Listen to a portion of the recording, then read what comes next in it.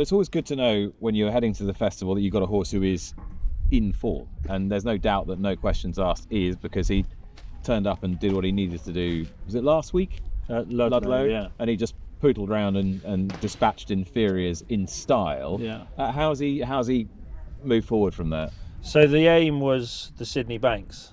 That was our sort of aim for this season, and couldn't have been any happier, really. I think that's going to work out a very, very good race. Jacks Junior, I think, is a solid yardstick of 137. They went a proper gallop. He picked up off the gallop. He went inside. Jacks Junior, Calafé en Vol went outside, and he probably just didn't really have a chance to react to Calafé en Vol. I think it was a good race. I think Calafé en Vol was the right winner. He looked the first beat out of the three, but he battled on.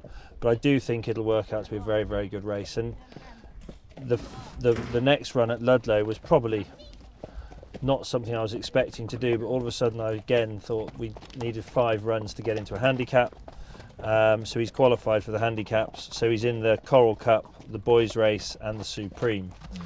And I'm brutally honest, at this present moment in time, I'm sat on the fence with him slightly, because I'm just not sure it's the strongest Supreme in depth. Well, you might get a small field. Yeah.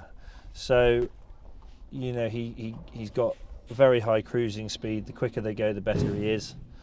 But at the same time, he's rated 138. So if he's good enough to place in a Supreme, then he'd be good enough to feature in a handicap as well.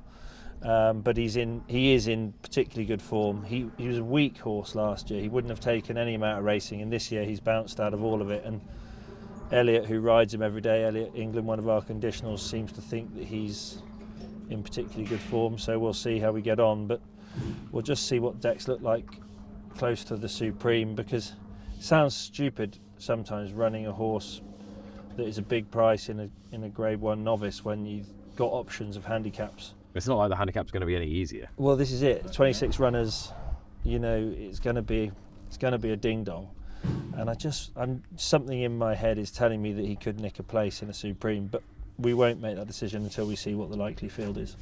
Okay, No Questions Asked. I mean, nothing much seems to faze this horse. No, He's had the experience, and could he just run a nice race at a big price in a Grade 1?